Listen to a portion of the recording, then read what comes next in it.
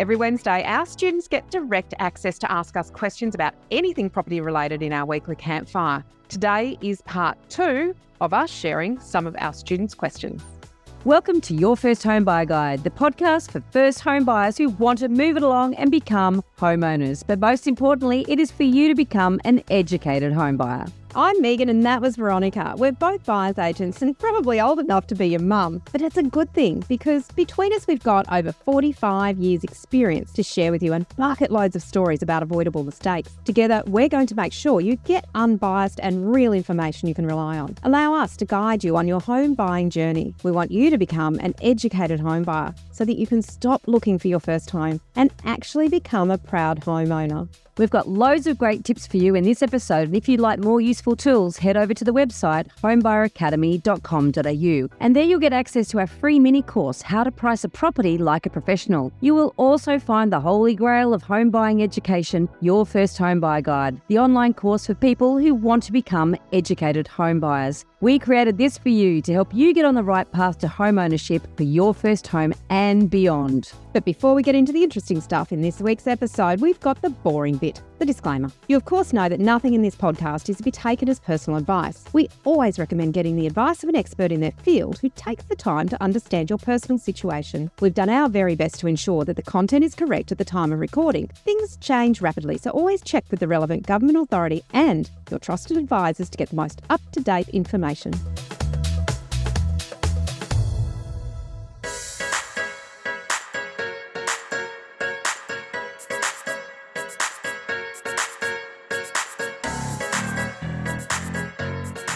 Today is part 2 of some of the questions that we have had in our weekly Campfire sessions. Now, last week, if you haven't listened to it, you need to go back and listen to some of these questions. What we're doing here is giving you a taster of what direct access to us looks like, the ways in which we can really help turbocharge your home buying journey and really get you on the right track.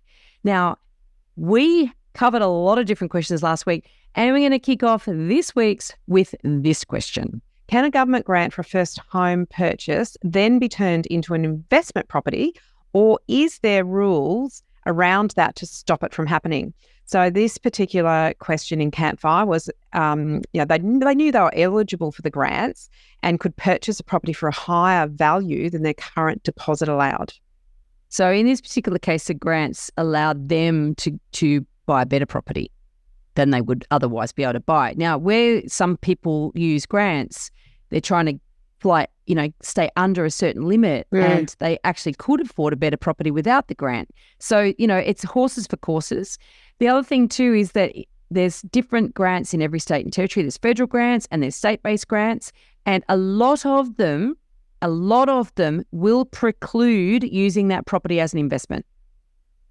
So you have to be very, very careful. If your strategy is to live in it for only a short period of time and then move back to your parents or move interstate or do something different, you have to be very, very clear on whether or not that grant is going to limit you to stay there, and for how long it's going to limit you to stay there. And to give you an example, in WA, just one example, in Western Australia, there's I think it's called the Key Start program, and that is where you can buy a property with a really low deposit. The government allows you, in fact, some places you can actually buy with no deposit, but anyway, that's in WA.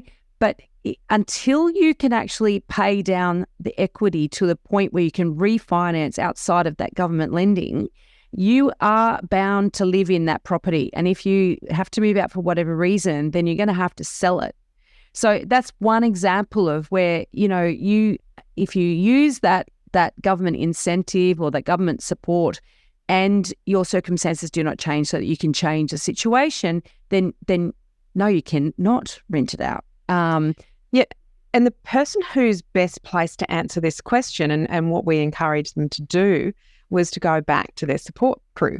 And the broker is best placed to know the ins and outs of every grant, every incentive, every equity scheme, because they are all so different. And the rules change, and the positions that are available and what you have to do in what time frame and what you can do and what you can't do, it changes. So the person who's best placed to answer this question is the broker. Now, what we did was send this person back to their broker with a good set of questions. So they really, really thought through that longer term picture the shorter term picture and the longer term picture. We sent them back to the broker with some specific questions and some specific scenarios that they could get the broker to look at these grants and see which one was actually best for what they wanted to achieve. Absolutely. Now, next question was actually two questions. I'll just give you the first one. Is the number of units in the complex, there was 28 in this complex, considered too high? I've been trying to stay within smaller blocks for both scarcity reasons and also body corporate size, but also aware that the whole street is dominated by unit blocks, which kind of throws the whole scarcity thing out the window. So wondering if it's a good selection or not. Really good question. Interestingly enough, there's been some academic work done that says the optimal, or I think the optimal block size for quality of life apparently is 40 units. Right now, that's not necessarily looking at capital growth or whether it's a good asset. Was. Yeah. I think it's around about the sort of enablingness, like it's not too big so that it's impersonal, so you're more likely to get a community. Livability. Is that a livability, it's more a sort of livability study? thing. Yeah. It's also there's enough unit holders to actually be able to make contributions to, capital works funds and things like that, so it's not too onerous on too small a group of people. So there's lots of things here. So that's like an academic study. So in that sense, you'd say, well, 28 definitely is not too high because they're saying the optimum is 40. Now, I think that you've got to look at every apartment building on its own merits, but I think 28 is quite a nice size complex personally. I think we have to do a caveat there because it would be large in Brisbane. So we're talking about point. Right. So area, location, suburb, like right from state to city to suburb, it is different. Yes. So there's no hard and fast rules here, but in the areas that you would look at and what you would look at for your buyers, 28 would be you feel, okay. And that's that. Well, yeah. And this is the thing. And this is where coming to Campfire is great because we love to say, there are no hard and fast rules. If you think you're hearing us, all the caveats we talk to, right? And that's because buying property is complicated. And that is why local experience is so important if you're going to use a buyer's agent because things change. What is appropriate in my neck of the woods, very different in Megan's. Even within Sydney where I'm based, different suburbs, different areas have different things that buyers will value and they will devalue. So these are all, it's really hard to give blanket answers. But we did dig into specifically where this person was looking. This person did buy in that area, actually in a suburb, two suburbs away from this particular original suburb they were looking in. And we looked at the saturation of units in the suburb that she was originally looking in as well, and it was very saturated. And so she did go 2 suburbs away where there's actually more of a lifestyle feel about it. So there were decisions made and, she's very, very happy there, which is wonderful. But, But that's the value of Campfire, isn't it? Exactly. Because there is no general answer to this question. We can only give general information in the podcast. Really? But we're actually able to dig down at the granular level on this particular property with her in Campfire. Yep. And open up some other possibilities or get her to think a little bit differently in her search criteria, in her areas.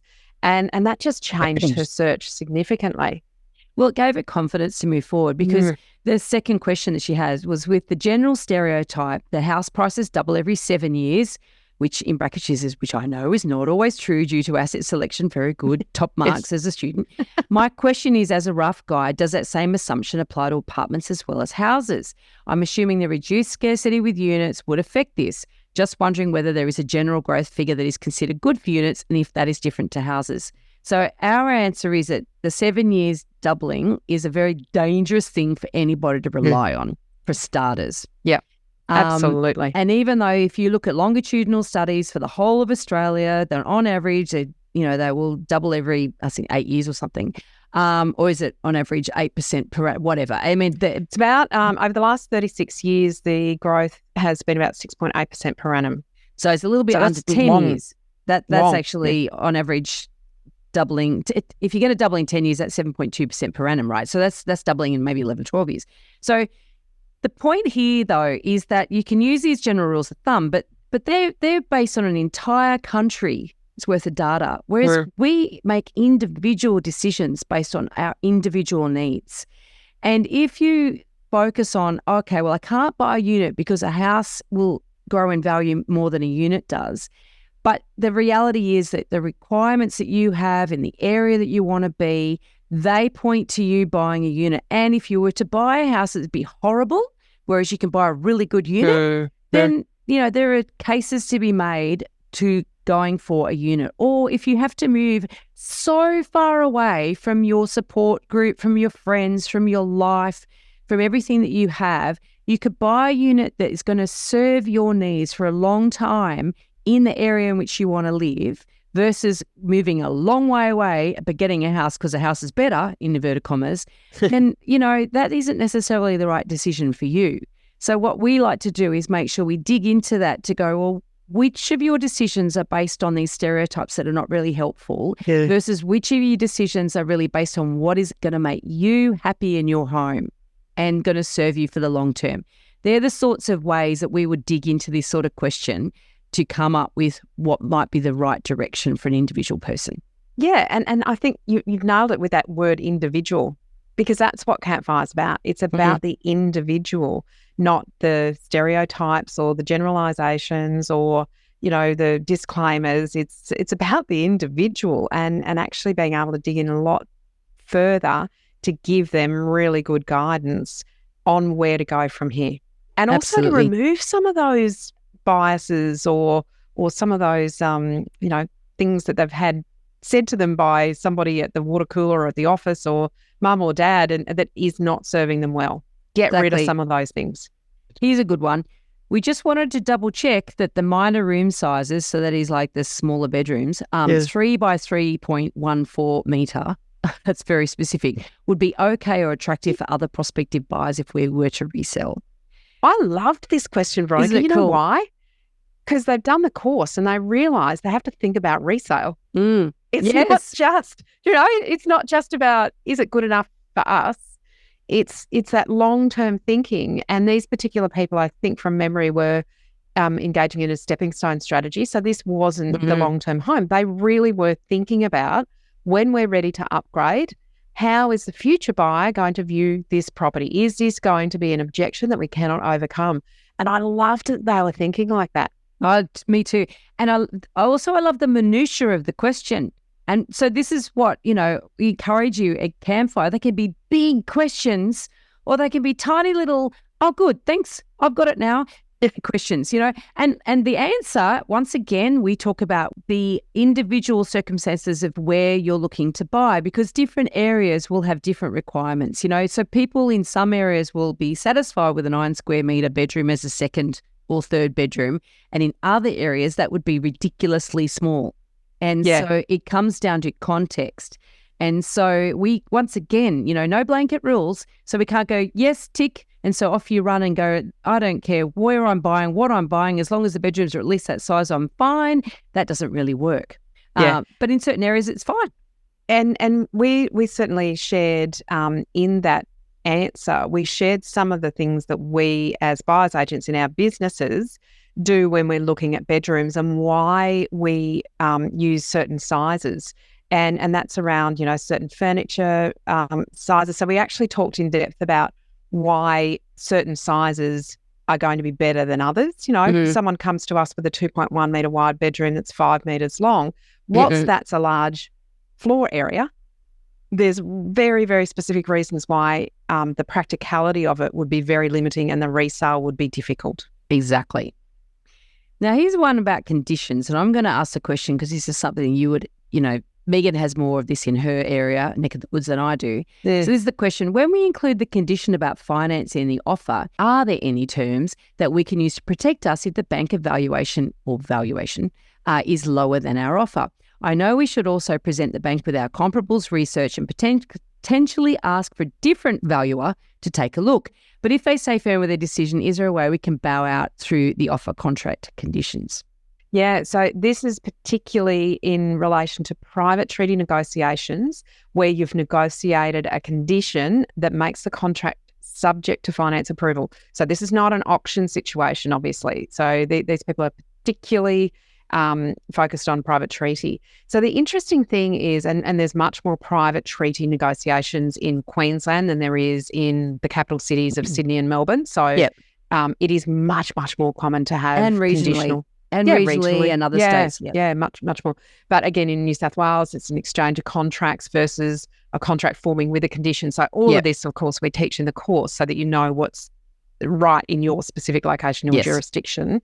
But, the interesting thing about this question is, and what you stumbled across it yourself, is we talk about a valuation in the course because we are not valuers, right? So there is a very specific difference between a real estate agent or a buyer's agent who does an evaluation or an appraisal of the market value of a property, and a valuer who is registered, educated, and has the ability to provide a sworn valuation to a bank. So they're two different things, right? So that's step number one. The valuer is the person that the bank is going to ask to say, based on the comparable sales, what is this actually worth? So what we talk to this person about is making sure that, as they said, they had their comparable sales research done, which is part of that. And actually, you can do that as a free course. We actually offer that comparable sales methodology, how to price a property, in our free course. Just go to homebuyeracademy.com.au/free course, and you can learn what we're actually talking about here. It's the same process that a valuer uses, but it's the same methodology, but you're just not coming out with a valuation, you're coming out with an evaluation or an appraisal. The thing too that the question does ask about whether, if the valuer comes out with a different figure, can you request a different valuer? Very rarely. It does, and I was getting to that. It just took a long time to get there. There was some background that I was laying there, Veronica. She's laying the turf. So the thing about the question is, we sent them back to have a look and spend a bit of time looking at the contract of sale, because the contract of sale is the thing that tells you what that subject to finance condition allows you to do and not to do. So the condition in the contract is the go-to point, and the discussion, whilst I can tell you from a Queensland point of view, off the top of my head, whether it is or isn't in any other jurisdiction, you have to go to the contract. So it's the conversation about, where do you access the information for your jurisdiction? How do you look at that condition and make some and draw some conclusions? And then how do you actually confirm that with your support crew, which is in this case the conveyancer, to make sure that if you have to write or have the condition drafted yourself, that it has the right elements in it, so the right condition and the right remedy, that the remedy is the thing that happens if the condition is met or not met. To make sure that you have the ability, if you want to, if the value from the bank valuer doesn't come back the same as the contract price, that condition is correctly worded so that you can terminate the contract on those grounds. Yep. And if you are in New South Wales, you can't make conditional offers like that. I mean, you can, but it's not off the market, so therefore it sort of doesn't matter. Anyone can bow out. But once you've exchanged contracts, there's no, you can't put the condition in. So really different. Yeah, but you get a 5-day cooling off period. But if your valuation comes in low, then you're going to forfeit your 0.25% of the purchase price. So all of this stuff, like Megan just said, is different in every jurisdiction. It's really important, and this is why we do a step 6 in our course is methods of sale and understanding what's involved in all of that. And obviously contract is step 8. So Veronica's looking at I'm looking at my list on the wall. I'm trying to remember the steps in the order. For those who are not watching, that's what that noise was. Veronica looking around. Me moving around, looking at, because if I can go from 1 to 10, I can tell you them in order, but I can't actually just suddenly go, well, I know where that's in there, which number is it? Anyway. You'd think that we'd know this after 20 years of doing that in our own businesses, but, sometimes your brain's in a different place. So there you go. So the conditions have to be written correctly in order for you to be able to bow out. But we talk through certainly where that person was and what they were able to do in their offer and whatnot. So we could give them specific information about that location, but also some guidance on things to ask the solicitor specifically to cover that risk for themselves. 100%. Now, next question. You can read this one if you want. Thank you so much. You're welcome. I know Veronica in particular strongly advises not to buy on a main road. the house is technically, so this is a specific house. So remember in Campfire, people can bring specific houses to us to ask, we can challenge them and ask questions. We open the links, so we look at the floor plans. Go through them, we look at the floor plans. The map. So the house in question was technically on a main highway is what this question relates to, that runs through town, but the house block is towards the back of the block, and it's an L-shaped block where the house also has another house that is a different house at the front of it. So just so everyone knows, that's a battleaxe. It's a battleaxe block. It looks like a battleaxe. Do you think this is okay? It's kind of hidden from the highway. Well, there's Remember, this went in a very different direction than the question. It's a double whammy, this one. You've got an address, which is a highway address. And I always say, Megan mentioned earlier about resale. You're always going to be thinking about resale. And you go, highway address. If it's a market with lots of property on the market and I'm out there looking to buy a property in the future when I go to sell my property that I bought on a main road on a battleaxe block, and it's got a highway address, are people going to come and look at it? No. They're not even going to bother discovering that it's at the back of the block. And then the other double whammy is that people don't like battleaxe blocks. If you have a choice, they want a house with a picket fence and the pretty street, blah, blah, blah. You can see There's no street appeal. You can't see it. It's a driveway. Appeal. It's like, bong. No. Anyway, so that was an easy write-off. It was an easy write-off, but the conversation was enlightening to them, right? Do you remember going through this and them going, I'd actually not thought of that. So the fact that they could have this direct conversation with us and we could actually point to specific examples of differentials in growth from properties that had been one, main road, and two, battleaxe, separately, but not the double whammy of the highway and the battleaxe. But we could talk about the differences, the price differential and the growth and the impact that those two things would have on that property. It opened their eyes up to looking at things a little bit differently, and making sure that they were eyes wide open on every aspect of the property. Because it was a really good conversation. Remember, I think we had a few people in that campfire. Yeah, and it was a really good conversation too, because the simple fact was that selling agents know when they've got objections, right? And so good agents will have objection handling dialogue, right? Yeah. And so the objection handling dialogue it's not on the highway. It's at the back. It's quiet. You can't hear anything. It's private. Yeah, and so they're starting to second guess themselves because they're thinking, well, it's not really on the highway and it's in our price bracket. And it's like, it's actually worse than being on the highway because you're on the highway and it's a battleaxe.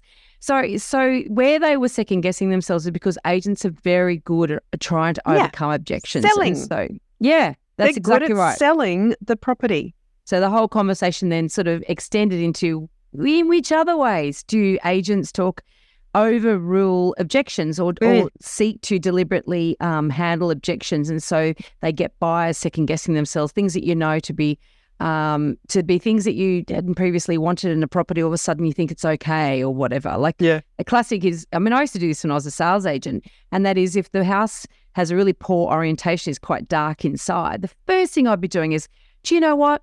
If you pop 2 skylights in this hallway, you'd be amazed at how much light that'd bring in. There's another property I sold down the road. They've done that. It looks wonderful. It only cost them $2,000, blah, blah, blah, blah, blah. Solved, problem solved. And I'll give you the name of the skylight people. Now, obviously, some people go, I don't care, I don't want it. But you'd get some people to go, oh, okay then. And that's an interesting one. Oh, look, this is what we do, everybody. This is what we do. We go, because that's an objection that can be overcome. It can be overcome. As opposed to an objection that can't be overcome, which is a highway and a battleaxe block.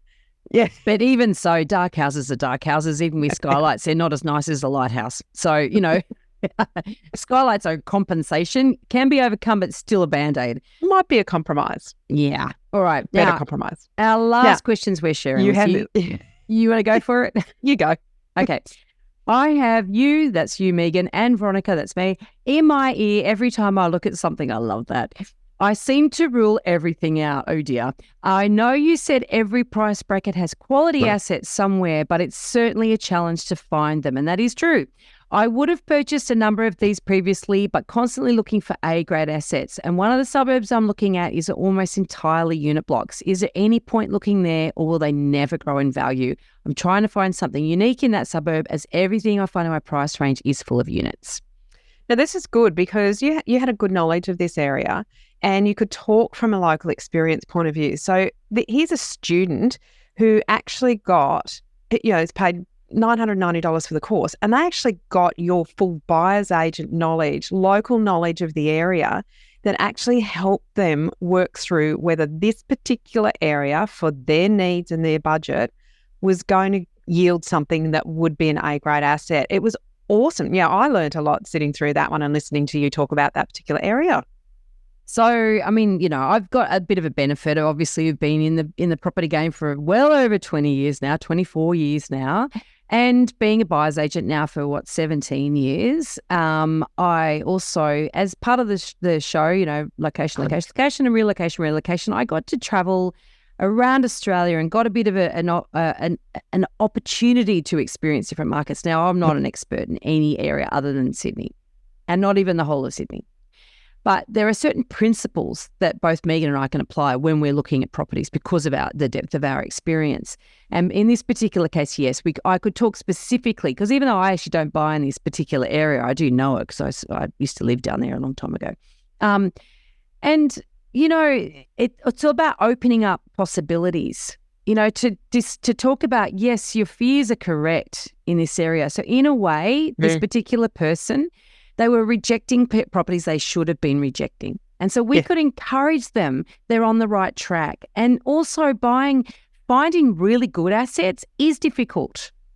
We have that property principle, which is the Home Buyer Academy principle, which is if it's easy to buy, it's going to be difficult to sell in the future. And so that's why we encourage everyone on Campfire to persist, but we can give you little nudges in the right direction if we think that you're being overly picky and you really are ruling things out you should be looking at. And we do give that individual guidance. But in this particular case, her resistance to buying any of these properties was actually well-founded. And so we're just there to support that. Yes, you're on the right track, right? And a little bit of a nudge in a slightly different direction, and bang, she goes and buys, and she's very, very happy. But the truth is, certainly in Brisbane, less than 5% of properties are investment grade, right? So even when you're buying a home, you're looking for investment grade. So that probably can be applied. So it is not easy, and it shouldn't be easy to find a good quality property. But if you persist and follow the right process, and that's what we talked about in Campfire with this particular person, if you persist and yes, look for reasons to buy. You don't want to always have a mindset of looking for reasons not to buy. You also need to be looking for reasons to buy, but keep persisting because it is hard. They are rare, but they are worth the effort and the time. And then when you do find that right one, to put all your effort into getting it. Yes. Because you've kissed all these frogs, right? You've it's scarce. You're exactly right. And that's it's scarce. That's what the research part of this and getting out in the groundwork and inspecting is all about.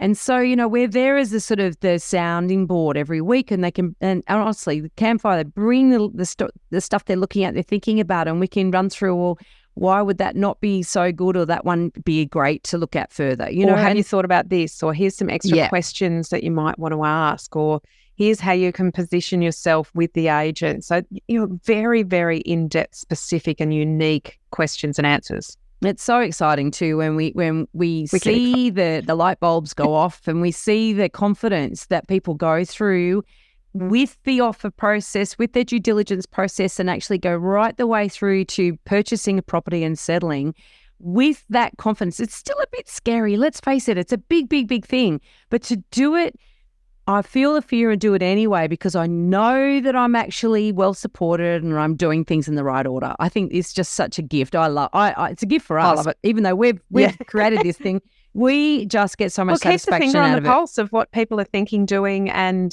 what's happening in areas that aren't in our area of expertise. Our local area that we know in depth.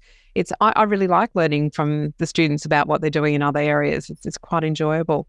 Now, a quick note, you might think that we cover everything you need to know on these podcasts. A word of warning, we do not. We just scratch the surface here. If you really want to be an educated first-time buyer, you need to learn all of the steps and how to do everything in the right order. Our first home buyer guide course only costs $990. I mean, honestly, I charge $595 for an hour consultation. if you're going to come to me directly. You get us every week in Campfire, and you get sort of 30 days free Campfire, and then it's only $39 a month. Mind you, I think we're going to have to put the price up. So if you want to get in while it's still cheap and $39 a month, and should do it now. Anyway, you get direct access to us to help guide you through your decision-making and your negotiations. And trust me, you will overpay by a hell of a lot more than $1,000 if you don't know what you're doing. In this episode, we've only touched on a tiny part of the huge amount of things you need to know to become an educated first home buyer. There is so much more for you to do. You can learn all of the steps in the right order and avoid all of the mistakes that others have made in our 10-step online course for first home buyers. If you'd like to learn more about the right process and avoid making rookie errors, become an educated home buyer. Head over to the website, check out your first home buyer guide, the course that we have created for you. And don't forget to subscribe to the podcast so you won't miss an episode. And if you've liked what you've heard today, please give us an iTunes review. It helps other people find us. And of course, I know it's a bit cringy, but we're going to ask for 5 stars. Thank you. Thanks for joining us. We hope you've found this really useful. And if you have, please share the love with others who you know are in the same boat. We'll be back next week with more priceless stuff.